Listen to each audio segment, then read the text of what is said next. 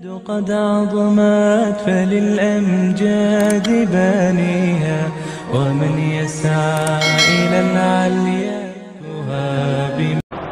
تو قرآن کی طرف آتے ہیں. قرآن ہمیں اس متعلق کیا رہنمائی فرماتے ہیں؟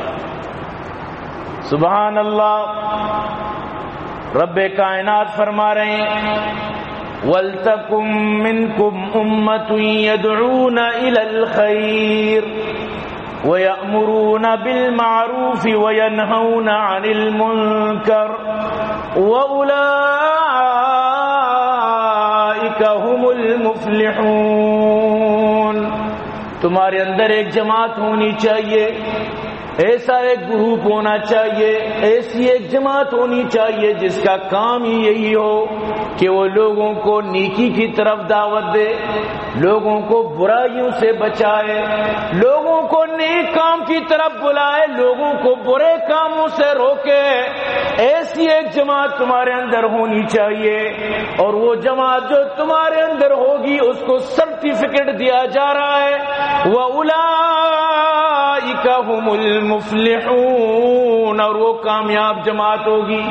رب کائنات اس جماعت کو کامیاب فرما رہے ہیں جس جماعت کا کام یہی ہو کہ وہ لوگوں کی اصلاح کے لیے نکلے، لوگوں کی فکر ان پر سوار ہو، اپنی اصلاح کرے اور لوگوں کی اصلاح کی فکر کرے، خود کو بھی جہنم سے بچائے، لوگوں کو بھی بچائے، خود بھی جنت میں جانے والا بن جائے، لوگوں کو بھی جنت تک پہنچانے والا بن جائے.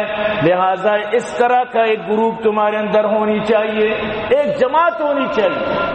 تو رب کائنات وَلْتَكُنْ کا لفظ استعمال فرما رہے ہیں، وَلْتَكُمْ مِنْكُمْ أُمَّةٌ، ایک جماعت اس طرح ہونی چاہیے. تو الحمدللہ ثم الحمدللہ یہ جماعت اللہ نے ہمارے ملک کی سعادت میں رکھی. یہ ایک امتیازی شان ہے، یقین کیجئے یہ ایک بہت بڑی شان ہے کہ رب کائنات نے مرکزیت ہمیں عطا فرمائی، رب کائنات نے ہمیں سربراہی عطا فرمائی. اگر ہم اس کی قدر کریں گے تو انشاءاللہ لئن شکرتم لازیدنکم ولئن کفرتم ان عذابی لشدید. کوئی بھی چیز ہو، کوئی بھی نعمت ہو، اس کا شکر ادا کریں گے تو اللہ راضی ہوں گے، ناشکری کریں گے تو اللہ پاک ناراض ہوں گے.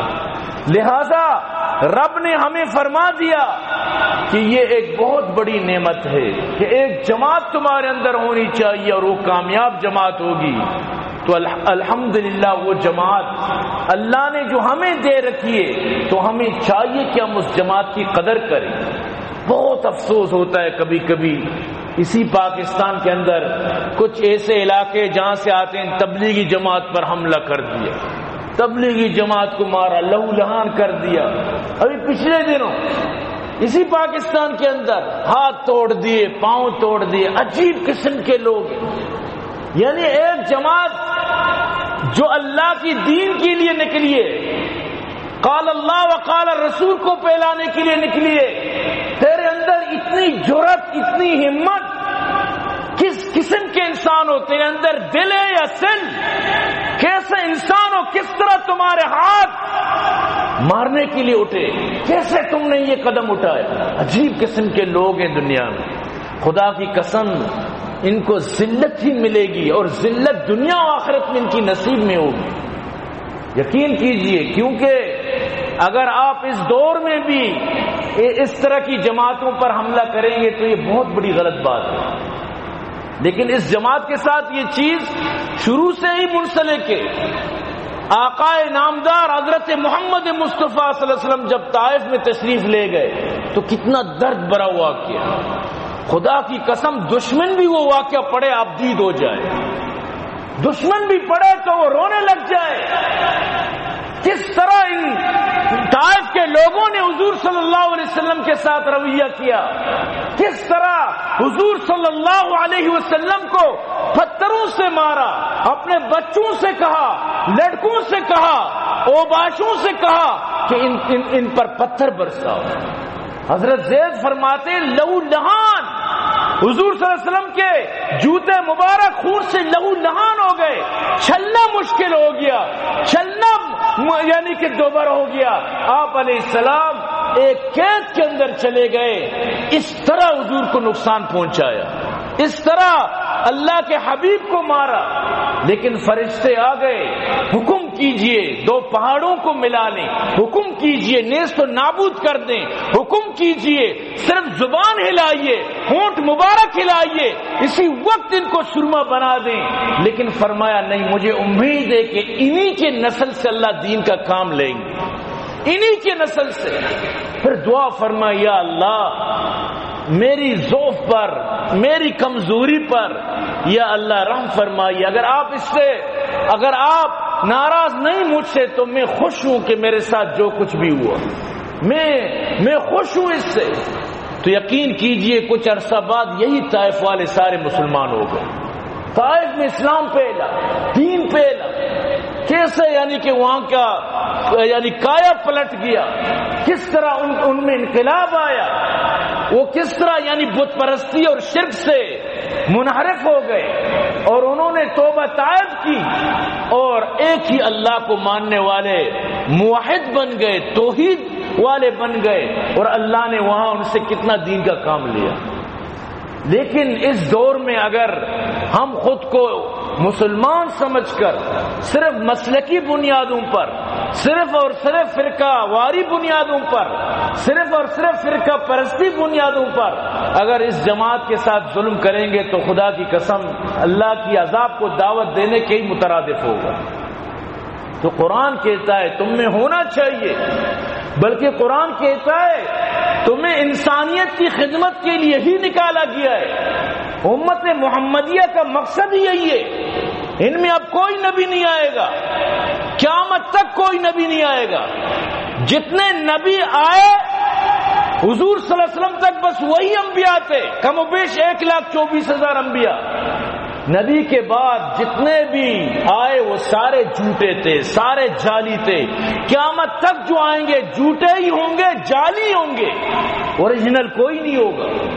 مرزا غلام احمد قادیانی آیا، ایک نمبر جعلی، انگریز کا خود ساختہ، انگریز نے اس کو کاشت کیا تھا، انگریز نے اس کو نبی بنایا، پہلے اس کو بلایا، اس کے ساتھ میٹنگ کیا، اس کو تحفظات دیے، اس کے ساتھ وعدے کیے گئے، اس کو بہت سب کچھ دیا گیا، پیسوں کا اس کے سامنے مطلب یہ کہ پیسوں کے انبار لگائے گئے، دنیا، جاہ، دولت، عزت، شہرت سب کچھ اس کو دیا گیا، تجھ سے بس ایک کام لینا ہے کہ تو نبی بن جا۔